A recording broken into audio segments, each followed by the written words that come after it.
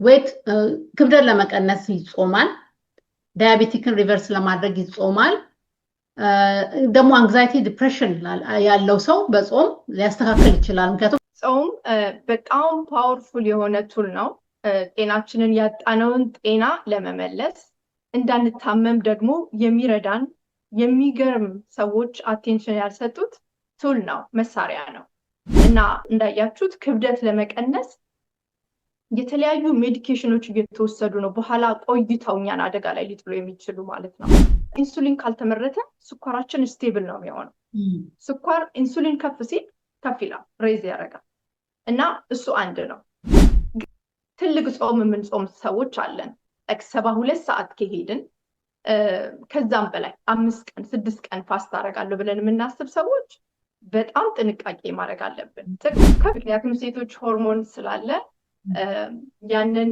አሁን ለምሳሌ በቀን አንዴ ቢበሉ ጥሩ ነው ግን ሴቶች በቀን አንዴ ቢበሉ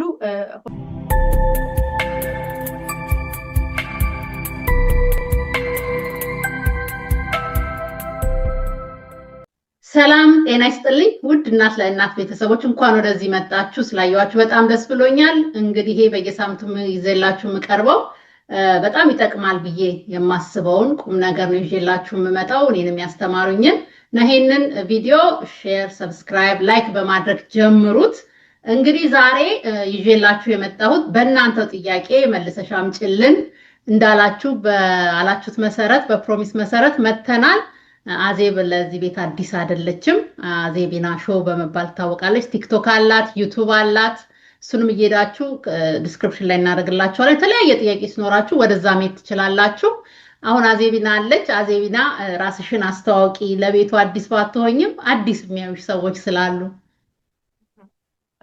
ሰላም ቤተሰብ የሳሪ ቤተሰብ እንዴት ናችሁ እንግዲህ ይሄ አይ ቲንክ ሶስተኛ ጊዜ ነው አይደል አዎ በእናንተ ጥያቄ መሰረት እኛም በገባነው ፕሮሚስ መሰረት ዛሬ ተገናኝተናል ከዚህ በፊት ስለ ጾም በተለይ ከዚህ ቪዲዮ በፊት የተሰራው ጾምን በተመለከተ ያለውን ጥቅም ጤና ላይ ያለውን ከፍተኛ የሆነ ጥቅም በጣም ብዙ ችግሮችን መፍታት እንደሚችል ስላወራን ከዛ በኋላ ምን እንብላ ብላችሁ በጠየቃችሁት መሰረት ዛሬ እስከ መጨረሻው ድረስ ተከታትላችሁ መብላት ያለባችሁ ምግብ ምን አይነት እንደሆነ የምግቦቹን አይነት ሁሉ መጨረሻ ላይ እናገራለሁ ይሄንን ሙሉ የሆነውን ጥቅም ማለት ሙሉ የሆነው ኢንፎርሜሽን እንዲደርሳችሁ እስከ መጨረሻው ማየት ይኖርባችኋል ማለት ነውና እኔ አዜብ እባላለሁ የሁለት ልጆች እናት ነኝ የ12 እና የ10 አመት ልጆች አሉኝ ባለ ትዳር ነኝ በሙያዬ ኒውትሪሽን አጥንቻለሁ ባክግራውንድ ኒውትሪሽን ላይ ነው እና የኒውትሪሽን ባለሙያ ነኝ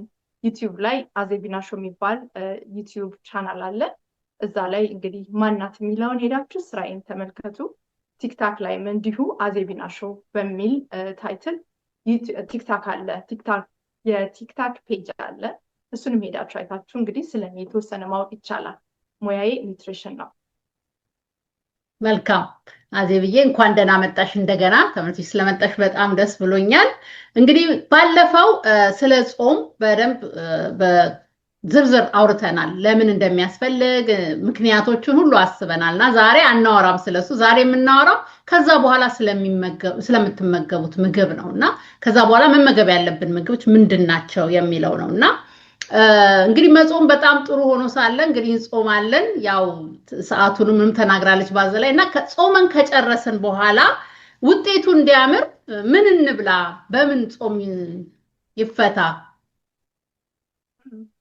ኦኬ ሶ ይሄ በጣም አሪፍ ጥያቄ ነው ከዚህ በፊት እንግዲህ የተናገርነው ስለ ጾም ቤኔፊት የተናገርነው መሰረታዊ ነው ማለት ነው እሱን ሳታዳምጡ ለምንድን ነው የምንጾመው አንድ ህፃን ልጅ ዝም ብላችሁ ምግብ ብትከለክሉት ምክንያቱ ካልገባው ያለቅሳል ጾም በጣም ፓወርፉል የሆነ ቱል ነው ጤናችንን ያጣነውን ጤና ለመመለስ እንዳንታመም ደግሞ የሚረዳን የሚገርም ሰዎች አቴንሽን ያልሰጡት ቱል ነው መሳሪያ ነው እና እንግዲህ ዛሬ የምናወራው ባለፈው የተሰራው ቪዲዮ ላይ ተደግፈን ነው ምክንያቱም የጾምን ቤኔፊት ጥቅሙን ታወቅን በኋላ እነዚህ የምንበላቸው ምግቦች አንድ ላይ የሚደጋገፉ ናቸው ካለበለዛ ኪሳራ ነው የሚሆነው ድካም ነው የሚሆነው የምንጾምበት ምክንያት መታወቅ አለበት። የጾም ጥቅሙ መታወቅ አለበት ስንጾም አይደለም። ምክንያቱ ከገባን ኢዚ ነው የሚሆነው። እኔ ባለፈው የሰጠሁት ምሳሌ ነበረ። በፊት በሃይማኖት እንግዲህ ጾም ለኛ በተለይ ለአበሻ ኮሚኒቲ አዲስ አይደለም። በሙስሊም፣ በኦርቶዶክስ፣ በፕሮቴስታንቱም ጾም ይታወቃል። በተለያየ በሃይማኖት ምክንያት ይጾማል እና ግን ጾሙ ስንባል በቃ በደንብ ዲቴል ስላልገባን ሊሆን ይችላል ፎርስ እየተደረግን በብዙ በቃ ሳንፈልገው የምናደርገው ነገር ነው። ግን ሁለት አይነት ቤኔፊት እንዲኖረው መንፈሳዊ ነገራችንም በደንብ ስኬታማ በሆነ መልኩ በደንብ መጸለይ ገብቶን እንድንችል በስጋችንም ተጠቃሚ እንደሆንን ብናውቀው ጥሩ ነው እና ብዙ መድኃኒት የሌላቸው በሽታዎች በጾም ይፈታሉ። አሁን እንዳያችሁት ክብደት ለመቀነስ የተለያዩ ሜዲኬሽኖች እየተወሰዱ ነው። በኋላ ቆይተው እኛን አደጋ ላይ ሊጥሉ የሚችሉ ማለት ነው። መድኃኒት ለስኳር መድኃኒት የምንወስዳቸው ራሱ መድኃኒቱ ነው አት ዘ ኤንድ ኦፍ ዘ ዴይ ያው ሁላችንንም የከፋ ነገር ላይ የሚጥለን የምንወስደው መድኃኒት ነው። የምንወስዳቸው መድኃኒቶች ሳይድ ኢፌክት አላቸው። ወደድንም ጠላንም ጥቅም እንዳላቸው ለጥቂት ጊዜ እድሜ ማራዘሚያ ናቸው አብዛኞቹ እና ቆይተን ሳይድ ኢፌክቱን የምናይበት ሁኔታ ነው ያለው እና ይሄ ጾም ግን የሚገርም በቃ ገንዘብ አያስገኝም። ሕክምናው ላይ ምንም አይነት ኢንካም የለውም። ገንዘብ አይገኝበትም።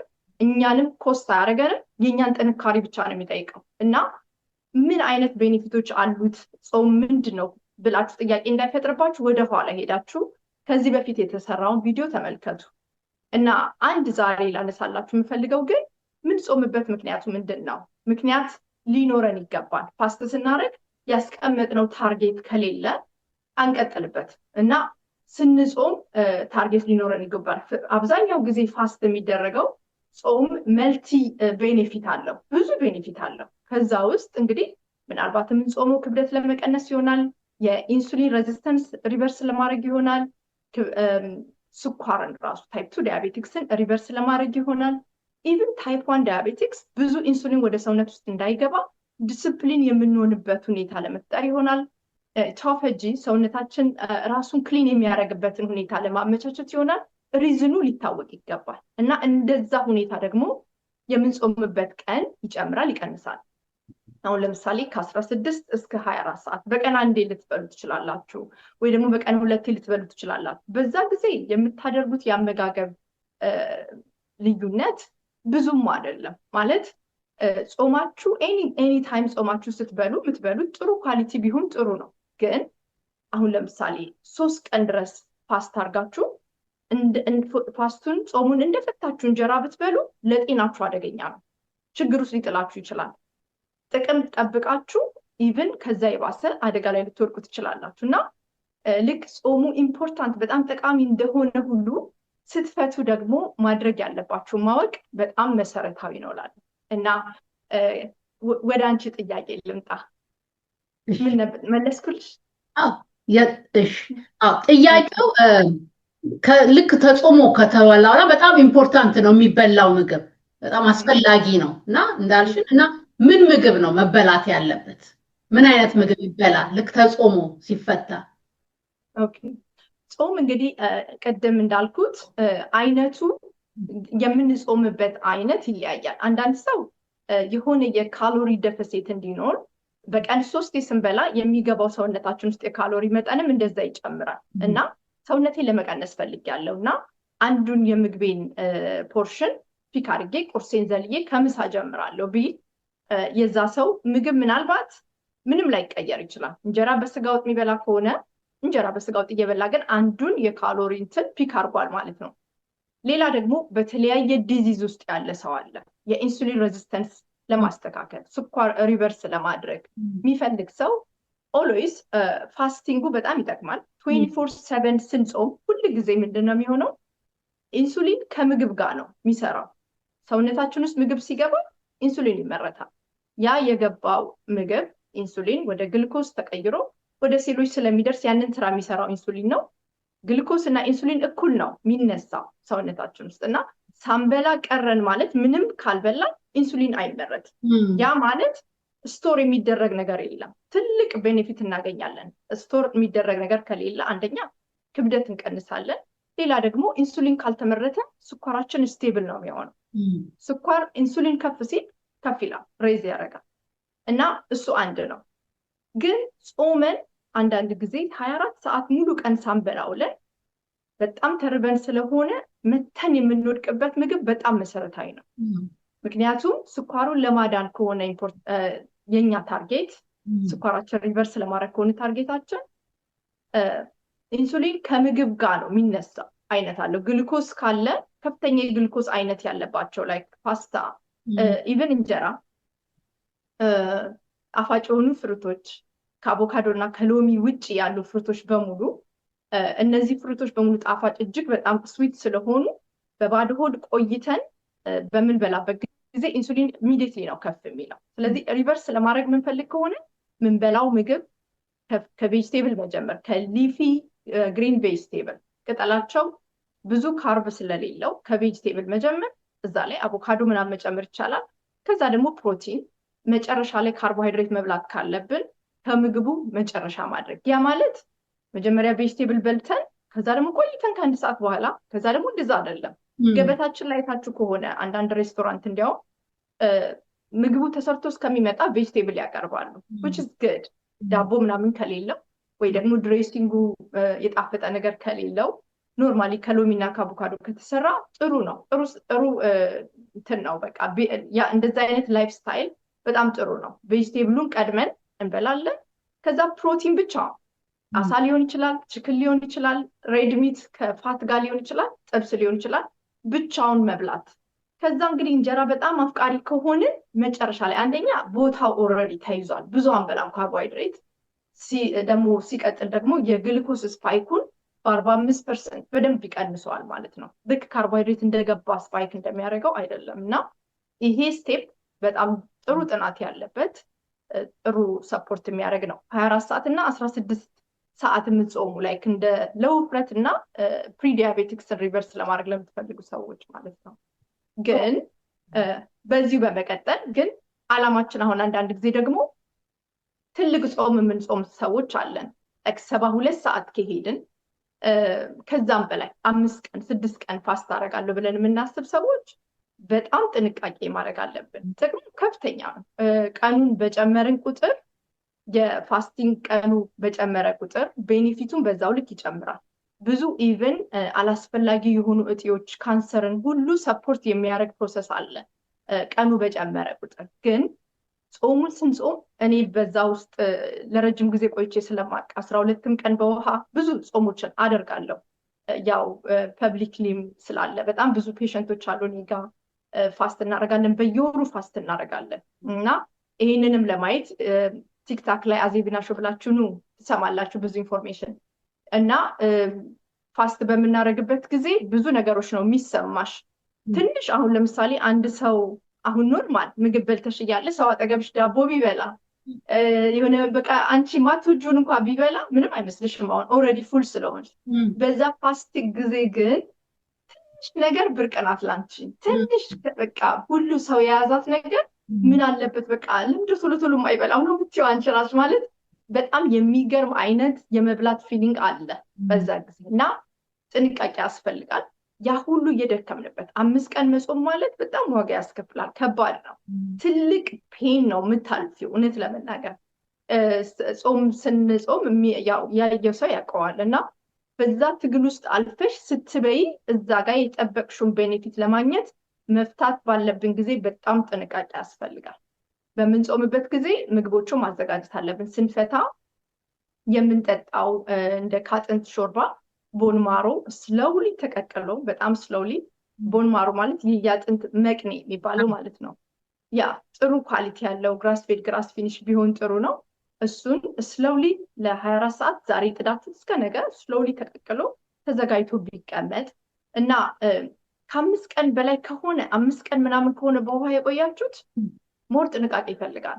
ከዛም አልፋችሁ በኤምሲቲ ኦይል ኢንስቴድ ኦፍ ቦን ይሄ የአጥንት ሾርባ ከሚሆን ይልቅ በኤምሲቲ ኦይል ይሄ ሚዲየም ቼን ትራይግሊሰራይድ በሱ መጀመር። ኤምሲቲ ኦይል ከኮኮናት የሚገኝ ነው። በሱ አንድ ሻይ ማንኪያ። ምክንያቱም 1 ሻይ ማንኪያ ስንወስድ ፋስቲንጉ ክሊኒንጉ ይቀጥላል። ሰውነታችን ኢነርጂ ያገኛል። ኢሚዲየትሊ ብለድ ስትሪም ውስጥ ስለሚገባ ቶሎ ኢነርጂ ይሰጠናል። ፋስቲንጉን አያደናቀፍም።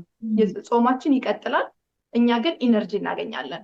እሱ ከሌለ ደግሞ ቅቤ በጥርሳችን 1-2 ገምጠን ስዋሎ ብናደርገው ቀዝቃዛ የገበታ ቅቤ ማለት ነው። እሱ ኢሚዲየትሊ ኢነርጂ ይሰጣል። ጾማችን አያደናቀፍም እና ችግር ገጥሞን ወደ ሆስፒታል እስከመሄድ ድረስ ነው የምንደርሰው። ቀጥታ እንጀራ ምናምን ብናስገባ በዚህ ጊዜ ለምን የዳይጀስቲቭ ሲስተም ኮምፕሊትሊ ነው ሸትዳውን የሚያደርገው። ምንም አይነት ዳይጀሽን አያደርግም። ኢቨን የጋት ላይኑ እንደገና ሪኒው ያደርጋል። በየ3 ቀኑ ነው አይደለ ሪጀነሬት የሚያደርገው የጋት ላይን።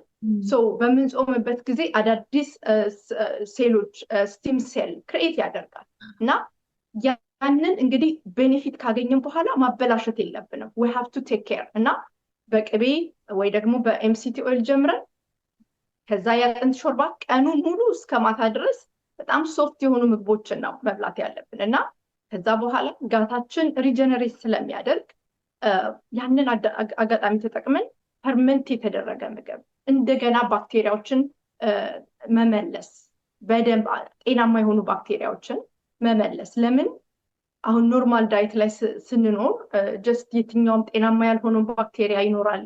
ፕሮሰስ የተደረጉ ምግቦች እንበላለን እና እነዚህ ባክቴሪያዎች ባላንስ ካልሆኑ ለተለያየ የጤና እክል ነው የምንዳረገው አይደለ? ባክቴሪያዎቹ ባላንስ ካልሆኑ የብሬን ችግር ይገጥመናል። 90% ሰሪቶንን እዚህ ጋታችን ላይ ነው የሚመረተው።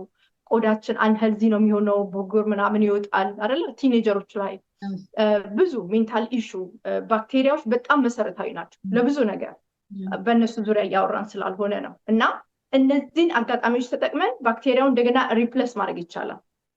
መጀመሪያ ካርቦሃይድሬቱን አውጥተናል። ለረጅም ጊዜ ሳንበላ ስለቆየን እንደ አዲስ ነው ዳይጀሽን የሚጀምረው። ስለዚህ ፈርመንት የተደረጉ ቬጅቴብሎች እንዴት ፈርመንት እናርግ የምትሉ ሰዎች እኔ ጋር ዩቲዩብ ላይ ነው እነዚህ ማውራቸው ምግቦች በሙሉ አሉ። እንዴት አድርጋችሁ ፈርመንት እንደምታረጉ ዩቲዩብ ላይ አዜቢና ሾው ብላችሁ ሰርች በማድረግ መምጣትና ማየት ትችላላችሁ ፈርመንት እንዴት እንደምታረጉ እና ይሄንን ፈርመንቴሽን ሪፕሌስ ማድረግ። ሌላው ደግሞ ከፊር እርጎም አለ። እርጎ ራሳችሁ ሰርታችሁ ቤት ውስጥ ጣፋጭ ነገር የሌለው ንጹህ ከፊር ትንሽ ከዮገርት ለየት ያለ ባክቴሪያ ነው። ትንሽ ቆምጠጥ ብሎ እርጎ የተሰራ ነው። በዚህ ጊዜ እሱንም ሪፕሌስ ብናደርግ እነዚህን ባክቴሪያዎች ሰፖርት ያደርጋል እና ፕሮቲን ከማድረጋችን በፊት እነዚህ ነገሮች ስሎሊ ቀኑን ሙሉ እየጨመርን ሄደን ከዛ ወደ ማታ የተፈጨ ስጋ ሊሆን ይችላል ከካርቦሃይድሬት የራቀ ከዛ ቀኑ ራሱ እንፈታበታለን ብለን ያሰብነው ቀን በዚህ አይነት ሁኔታ ነው ማለፍ ያለበት። ግን እንደ በቃ ልክ ጾመን እንደፈታን 5 ቀን ነው የምቆየው ወይ 3 ቀን ነው የምቆየው ብለን እንጀራ ላይ ምናምን ላይ ከወደቀን አንደኛ ያ ሁሉ ድካም ከንቱ ነው። ሌላ ደግሞ እኔ ማቃቸው ሆስፒታል እስከመሄድ ድረስ የደረሱ ሰዎች አሉ። ምክንያቱም ዳይጀሽን ከዜሮ ነው የሚጀምረው፣ እንደ አዲስ ነው የሚጀምረው እና የመጨረሻ ችግር ሊፈጥርባችሁ ይችላል እና ስለ ጾም ያወራነው እኛ ስለሆንን ጥንቃቄም እንድታረጉ ለመናገር ያህል ነው። ዋው እንደ ህፃን ልጅ ማለት ነው። ገቱ አዲስ ነው በቃ ዋድ ስለሚሆን ነው ታሞም ሆስፒታል መሄድ የሚችሉት። ይሄ እንግዲህ ለሚሴ ከ2 ቀን በላይ ለጾሙ ሰዎች ሊሆን ይችላል። እንደዚህ አይነት ከ3 ቀን 72 ሰዓት በላይ ለ16 እና 1 ቀን ሲሆን ጀስት ኖርማል ነው ምንም። አሁን እንግዲህ ረጅም ሰዓት ለጾሙ ሰዎች በጣም ጥሩ ማስጠንቀቂያ ተሰጥቷል። በቅቤ በብሮት ማለት ይሄ በአጥንት ሾርባ እሱ በጣም ጥሩ ነው ይባላል። ወደፊት እናወራለን። እሱን መጠጣት ቀኑ ሙሉ ትንሽ ትንሽ እያደረጉ ከዛ መጨረሻ ላይ ዮገርት አድርጎ ከዛ ማለት ስጋ ምናምን ካርቦሃይድሬት እንግዲህ መጨረሻ እንግዲህ ባይዘት ወይ ይጠገብና ካርቦሃይድሬቱም ላይ ይችላል። ከዛ በነጋታው ቀስ እያሉ መብላት ይጀምራሉ። ቀስ እያሉ የሚበሉትን ነገር መጨመር ያ ጥቅሙን ከፈለግን ማለት ነው። ታርጌት ሊኖረን ይገባል። ስንጾም ታርጌታችን ምንድነው? you have to have like ታርጌት ሊኖር ይገባል። ክብደት ለመቀነስ ነው? ለአንድ ቀን ነው? ለ2 ቀን ነው? ወይስ ይሄ የጋት ኢሹን ለመፍታት ነው? የሊኪ ጋት አለብን ኦር ደግሞ ኢንዛይቲ አለ፣ ዲፕሬሽን አለ። እነዚህ ታርጌቶች በጣም መሰረታዊ ናቸው እና ጾሙም ይለያያል የምታረጉት ማለት ነው። ከዛ በኋላ የምትበሉት ምግብ ኢቭን ለዚህ ምንድነው ኢቶፋጂ ለሚባለው ፕሮሰስ የምንበላው ምግብ ነው ዋና ያንን ነገር በቃ ታርጌቱን መምታት እንዲችል የሚረዳው ማለት ነው። ከጾም በኋላ የምንበላው ምግብ ማለት ነው። ብዙ አይነት አለ፣ ግን አትሊስት እነዚህ ነገሮች ሲምፕል ናቸው ብዙ እንዳይበዛባቸው። አሁን ጥያቄ መጠየቅ የፈለኩት ምንድነው ለተለያየ ጉዳይ ይጾማል፣ ዌት ክብደት ለመቀነስ ይጾማል፣ ዳያቤቲክን ሪቨርስ ለማድረግ ይጾማል፣ ደግሞ አንግዛይቲ ዲፕሬሽን ያለው ሰው በጾም ሊያስተካክል ይችላል። ምክንያቱም ገታችን ውስጥ ስለሆነ እነዛ ባክቴሪያው የተለያየ ነገር ወደ እሱ በስተዲዎችም እየታየ ነው። እና አሁን እዚህ ላይ ብትነግሪን ለምሳሌ የትኛው ጾም ለክብደት መቀነስ፣ የትኛው ጾም ለዳያቤቲክ፣ የትኛው ጾም ለሜንታል ሄልት ለሙድ የትኛው ይሻላል ብለሽ ትያለሽ? ክብደት ለመቀነስ ያው ከሴትና ወንድ ይለያል። ምክንያቱም ሴቶች ሆርሞን ስላለ ያንን አሁን ለምሳሌ በቀን አንዴ ቢበሉ ጥሩ ነው፣ ግን ሴቶች በቀን አንዴ ቢበሉ ሆርሞናቸውን ሊያዛባ ይችላል። ስለዚህ ዲፔንድ ፔሪድ ሲመጣ የምናደርገው የፋስቲንግ እንትን ይለያል።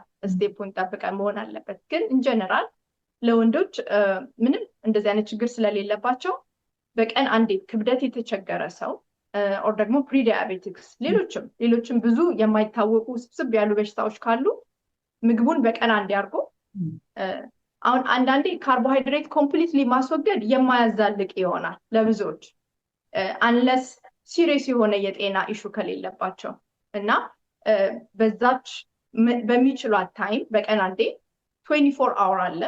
በ24 ሰዓት ውስጥ 4 ሰዓቱ የምግባቸው ታይም ማድረግ 4 ሰዓቱ የምግብ ታይም ነው። ሰዓታቸውን ጠብቀው በዛ ሰዓት ፕሮቲን ቬጅቴብል ለቀኑ የሚያስፈልገው አሁን ለምሳሌ ፕሮቲን ለቀን 100 ፓውንድ ብትሆኚ ላይክ ግራም 1 ግራም ፐር ፓውንድ አይደል 1 ግራም ፐር ፓውንድ መበላት አለበት በቂ እንዲሆን። ስለዚህ በዛች በመደብሻት የምግብ ዊንዶው አስፈላጊ የሆነው ምግብ መካተት አለበት ማለት ነው። በ4 ሰዓት ውስጥ ቬጅቴብሎቹ ለሰውነት የሚገባው ፋይበር አትሊስት 30 ግራም ፋይበር ሰውነት ውስጥ ይገባ።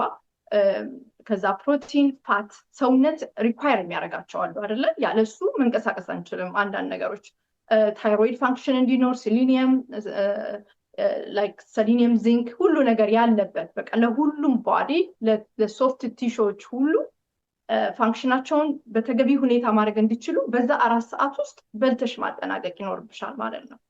ከዛ በሚቀጥለው ሰዓት ነው የምትመጪው እና በቀረው ታይም ኤሌክትሮላይት ከውሃ ጋር እየጠጣሽ ትቆያለሽ።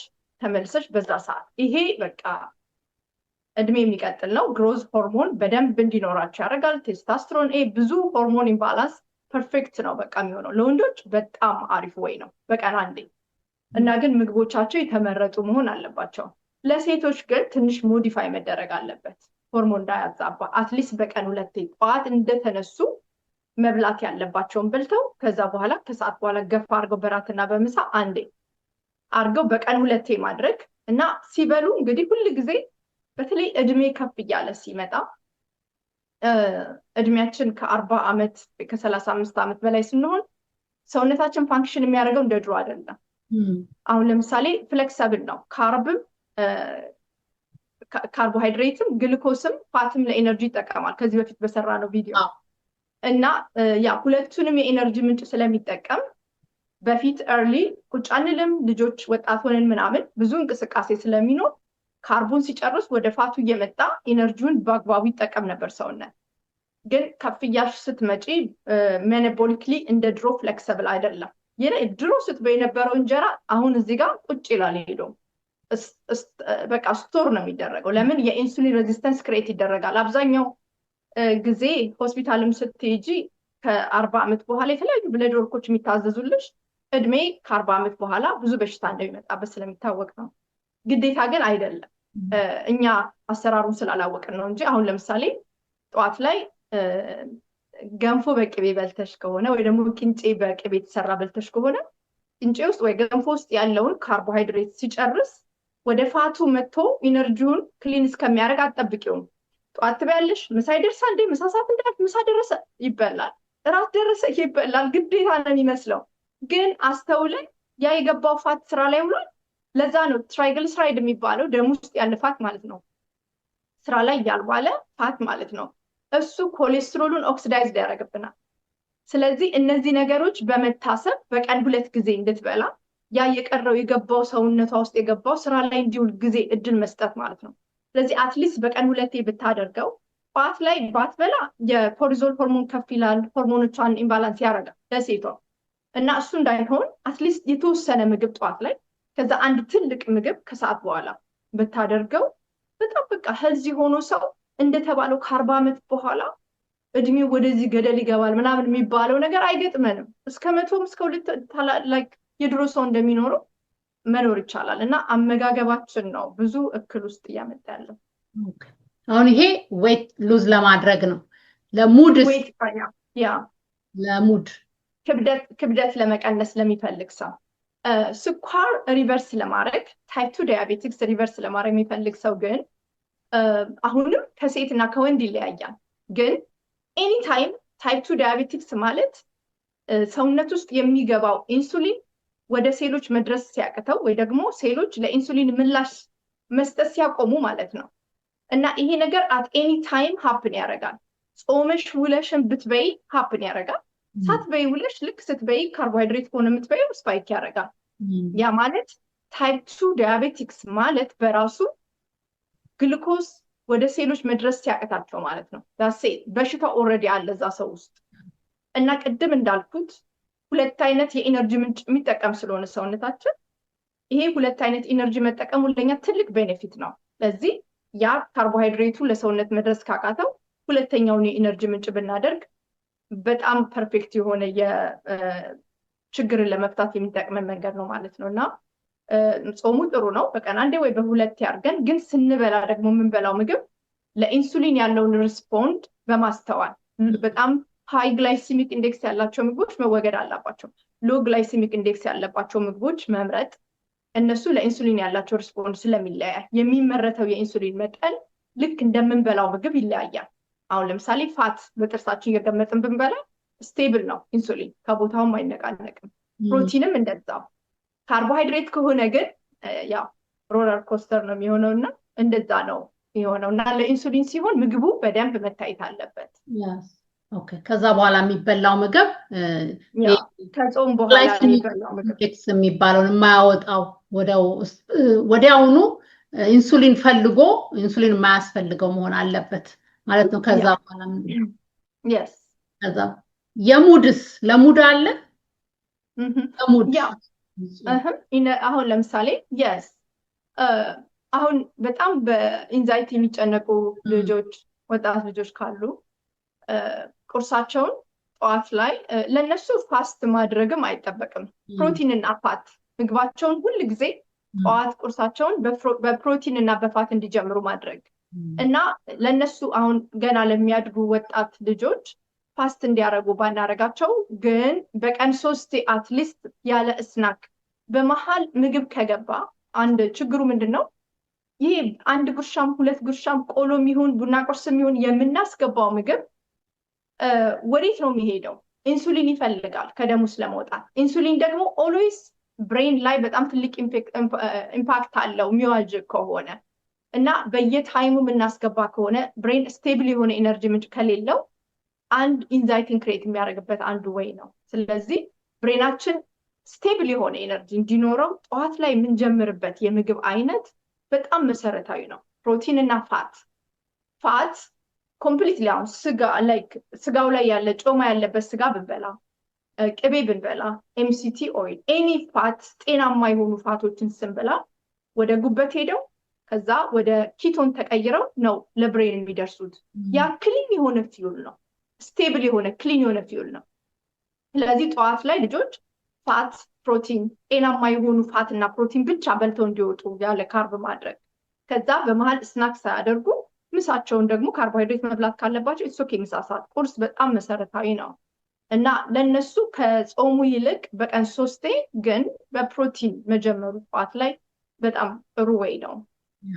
ያ ለልጆች ፕሮቲን በጣም ይቆያልም እንዳይረባቸውም እኮ የስ እንዳይራቡ ይቆያል። ያልሆነ ነገር እንዳይበሉ ይረዳቸዋል። አንዳንድ ጊዜ በጣም ብዙ ሰዎች የሚሳሳቱት እናቶች ቫይታሚን ያድርግ ብለው ጁስ ስኳር ነው ባለፈው ተናግረሻል፣ መድገም አያስፈልገንም። እንደገና እንትን ስኳር ይሰጣሉ እንዲጠጣ ቫይታሚን እንዲያገኝ። አንድ ግማሽ ብርቱካን ባዶውን ቢበላ ይሻለዋል ይሄንን ጁስ ገዝቶ ከመስጠት ለልጆች እና ትልቅ ነገር ነው። የፍሩት ጁስ የሚጠጡት አይተሻል? ፍሩት ጁስ፣ ሶዳ በቃ ልጆች በጣም ያሳዝናሉ።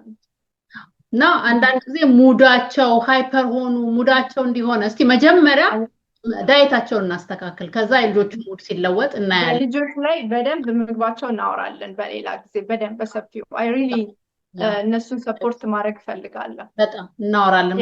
በዚህ አጋጣሚ እዚህ ጋር የምናገራቸው ኢንፎርሜሽኖች ግራ ካጋቧችሁ ፋት ብሉ ቅባት ምናምን እያልኩ ስናገር ግራ ከተጋባችሁ ቲክታክ ላይ ቅዳሜ በሴንትራል ታይም ሁሉ ጊዜ አዜቢና ሾው ላይቭ እወጣለሁ እና እዚህ ጋር ጥያቄ ጠይቃችሁ ሊመለስ አይችልም። ባለፈው ሞክሬያለሁ ለአንድ ለሁለት ሰው ለመመለስ፣ ግን ሁሉንም መመለስ ስለማይቻል ቲክታክ ላይ ብትመጡ የሁላችሁንም ጥያቄ ፌስ ቱ ፌስ እንመልሳለን። ጥያቄ ከፈጠረባችሁ አመጋገባችሁ ጥያቄ ከፈጠረባችሁ ማለት ነው። እና ቲክታክ ላይ አዜቢና ሾው ላይቭ ሴንትራል ታይም አለ ሁልጊዜ ማለት ነው። እና በዚህ ሳምንት ቅዳሜ 6 ሰዓት ሴንትራል ታይም በ6 ሰዓት እስከ ሚድናይት ምስክርነት አለ። እንደዚህ እኔ በማስተምረው ምግብ አመጋገብ ፋስት በማድረግ ጤናቸውን የመለሱ ሰዎች የሚመሰክሩበት ምሽት ነው እና በሜይ 30 ሴንትራል ታይም ማታ ላይ ተጋብዛችኋል ሁላችሁም። በዚህ አጋጣሚ የአዜቢናን ቲክታክ ሊንክ ከታች እናደርግላችኋለን፣ እየሄዳችሁ ተከታተሉ። ቅዳሜ ሁሌ ቋሚ የሆነ ቲክቶክ ላይ ያላት፣ ዩቱቧንም ሄዳችሁ እያያችሁ ብዙ ትምህርት መማር ትችላላችሁ። ቅድም ስለ ፈርመንት ምናምን ብዙ አውርታለች እና እዛ ላይ አለ መከታተል የምትፈልጉ። ከዛ አሁን ቅዳሜ ደግሞ ሜይ 30 በዩቱብ በቲክቶክ ላይ ቴስቲሞኒ ያለ አሁን ልክ እንዳለችው ያ የሳምንታዊ ፕሮግራም እንዳለ ሆኖ ይሄ ደግሞ በአመታዊ የሚያደርጉት አለና ይሄንን ቅዳሜ ሜይ 30 ሄዳችሁ እንድታዩ በጣም አበረታታችኋለሁ፣ እጋብዛለሁ እና ዲስክሪፕሽን ላይ እናደርጋለን። አዜቢና አንድ ጥያቄ አለኝ። ቬጂቴሪያኖች ምን ማድረግ ይችላሉ? ቬጂቴሪያን ይሄንን ጾም መጾም ይችላል ወይስ? ቬጂቴሪያን ጾም ላይ ከለክላቸው ይችላል፣ መጾም ይችላሉ። ያ ማለት ፋስት ማድረግ ኤኒ ላይክ የተለያየ ታርጌት ይኖረናል። ቀደም እንዳልኩት ቬጂቴሪያን ሆነው ክብደት የሚጨምሩ አሉ፣ ቬጂቴሪያን ሆነው ዲያቤቲክስ ያላቸው አሉ እና እንደየታርጌታቸው መጾም ይችላሉ። ግን ቬጂቴሪያን ያው ፕሮቲን ፕሮቲን ኢምፖርታንት ነው ብዬ አስባለሁ። ከጾም ስንመለስ የምንበላው ምግብ በጣም መሰረታዊ ነው። ፕሮቲን ከተለያዩ እጽዋቶች ከምስር፣ ከሽምብራ ይገኛል ይባላል አይደለ? ግን እነዛ የፕላንት ፕሮቲኖች ሁልጊዜ ይዘውት የሚመጡት ተያይዞ ካርቦሃይድሬት አለ እና ያንን የለፋነውን ልፋት ብዙ ጊዜ እንደምንፈልገው ታርጌት ላይ መታለን ይችላል እና በፕሮቲን ግን አሁን የአኒማል ፕሮዳክት ግን ብንጠቀም ለኢንሱሊን ያለው ሪስፖንድ በጣም በሚገርም ሁኔታ ሎ ስለሆነ የፈለግነውን ታርጌት በደንብ ማድረግ እንችላለን ማለት ነው። እና ለዛ ነው በፋት በፕሮቲን ስንጀምር ኢቭን እዛ ፋስት ላይ ያገኘነው የነበረው ቤኔፊት ሙሉ ቀን ሊቀጥሉ ይችላል አንቲል ትልቅ ምግብ እስከምንበላ ድረስ ማለት ነው። እና ያ ዲፍረንስ ሊኖር ይችላል፣ ግን ያ ስቲል ፋስት ማድረግ ይችላሉ። ፋስት ማድረግ ይችላሉ፣ ግን ያው እንግዲህ ቤኔፊት ሊለያይ ይችላል። እንትኑ ይለያያል። አይ በጣም ነው የምናመሰግነው አዜብናዬ፣ በጣም ትልቅ ትምህርት ነው የሰጠሽን። በጣም ነው የምናመሰግነው ጊዜሽን ወስደሽ ሁሌ እየመጣሽ ስለምታስተምሪን በጣም ነው የማመሰግነው። ግን ያው ልጁ ስለሚያስተካክለው እንትኑን ችግር የለም። አሁን እዚህ ጋር መጠየቅ ሌላ ፈልጌ ነበረው። እንግዲህ ሳንለቅሽ አንድ ሬሲፒ እንድትሰጪን እፈልጋለሁ። ሰዎች ከጾሙ በኋላ በምን ይፍቱት በቃ እንትናቸውን አንድ ሬሲፒ ስጪን።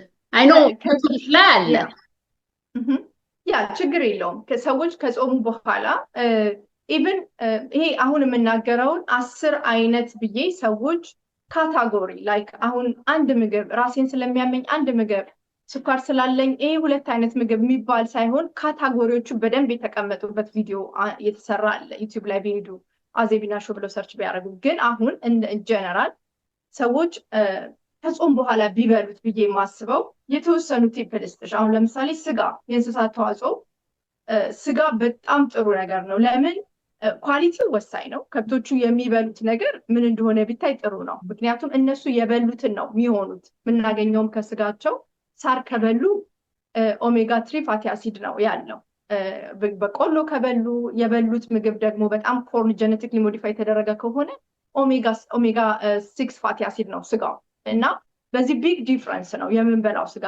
ግን ጥሩ ኳሊቲ ያለው ስጋ ካገኘን የከብቶቹ ስጋ ብቻ በልተሽ ሌላ ነገር ባታደርጊ፣ አሁን አንድ ምድረ በዳ ላይ ብትሄጂ ምግብ አግኝተሽ እስክትበይ ዩ ካን ሰርቫይቭ በስጋ ብቻ። ለምን? ስጋ ውስጥ ሁሉ ነገር ለሰዎች የተገባ ነገር አለው። ኢንዛይሙም ከኛ ዲኤንኤ ጋር የተገባ ነው። ዳይጀስት ለማድረግ አንቸገርም። ሲምፕል ሁሉም ኤሴንሻል የሆኑ ፋቲ አሲዶች ሁሉ አለበት የኛ ሰውነት የሚፈልገው በሙሉ። እና ስጋ አንደኛ ላይ ያስቀምጠዋለሁ። የዶሮ ስጋ፣ የበግ ስጋ፣ የአሳ ስጋ እነዚህም ኮምባይን አድርገው እንደ አንድ ጥሩ ካታጎሪ። እንቁላል ከዛ በመቀጠል በጣም ማለት በቃ ሰዎች እነዚህ ነገሮች ካሟሉ ብዙ ችግር ይገጥማቸዋል ብለሽ አታስቢም። በቃ ኳሊቲ የሆነ ላይፍ ነው የሚሆነው ከፋስት ጋር ኮምባይን እያደረጉ ማለት ነው። እንቁላል፣ ሲዶች እና ሲድ እና ነት እና ሲድ ላይክ ነት ያው ካርብ ይኖረዋል፣ የተወሰነ ካርብ ይኖረዋል። ግን አትሊስት የተወሰነ መጥነን ትንሽ ብናደርግ ከነሱም ፕላንት የሆነ ኦሜጋ 3 ፋቲ አሲድ እናገኛለን። ሲዶችም ሲድ ደግሞ በጣም ደስ የሚለው እንደ ቺያ ሲድ፣ ተልባ፣ ሰሰሚ ሲድ፣ ሰሊጥ የምንለው ካርቦሃይድሬታቸው በጣም ሎ ነው።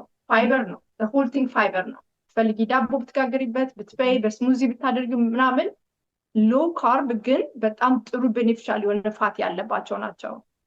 ሌላው ወደ ፋት ነው። ፋት የምንበላው ምግብ ጥሩ ኳሊቲ ያለው ፋት እንዲኖረው ያስፈልጋል። ፋት ሰውነታችን ሪኳየር ከሚያደርጋቸው ነገሮች አንዱ ነው።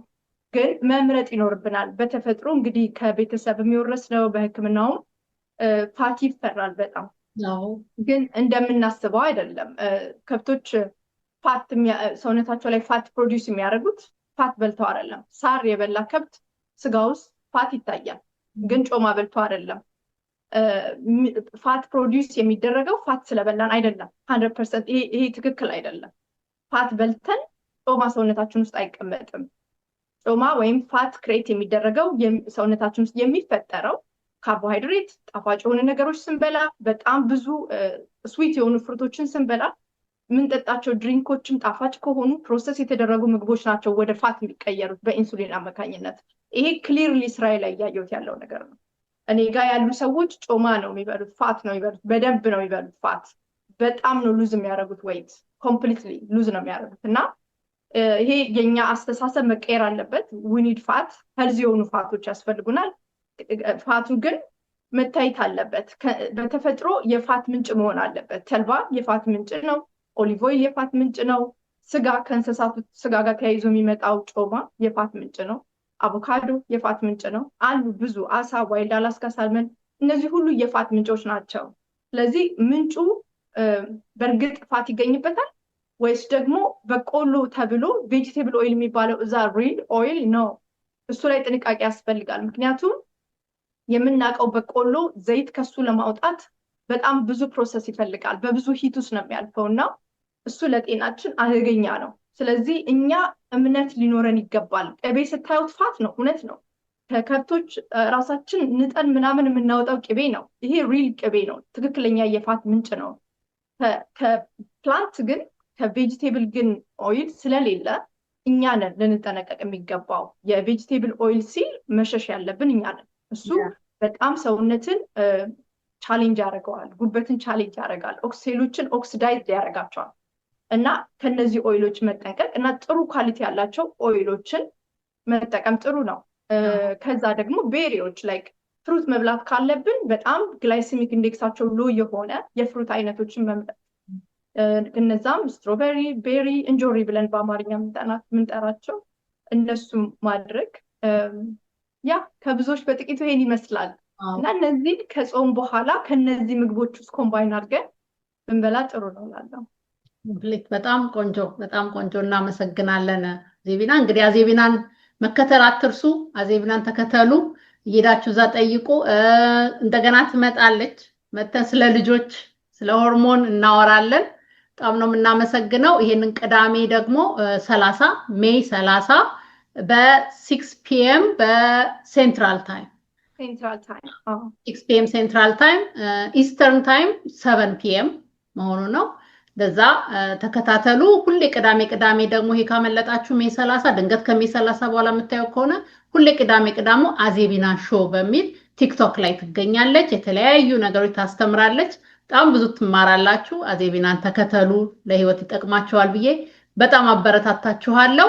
አዜቢና እንግዳችን ሆነሽ እንደገና ስለመጣሽ በቤተሰቦቼ በተመልካቾቼ ስም አመሰግናለሁ። እግዚአብሔር ይስጥልኝ እላለሁ። በጣም አመሰግናለሁ። እና ይሄንን ደግሞ ቪዲዮ የምታዩ ላይክ፣ ሼር፣ ሰብስክራይብ በማድረግ ብዙ ሰዎች ጋር እንዲደርስ አድርጉ። እዚህ እናት ለእናት ቤት ለቤተሰብ የሚጠቅም ለማህበረሰብ ለሁላችን የሚጠቅም ትምህርት የሚገኝበት ስለሆነ እንድታካፍሉ በትህትና ጠይቃለሁ። በሚቀጥለው ጊዜ እስከምንገናኝ የዛ ሰው ይበለን። ጤና ይስጥልኝ። ሰላም ቆይ። ቴንክ ዩ ሳሪ።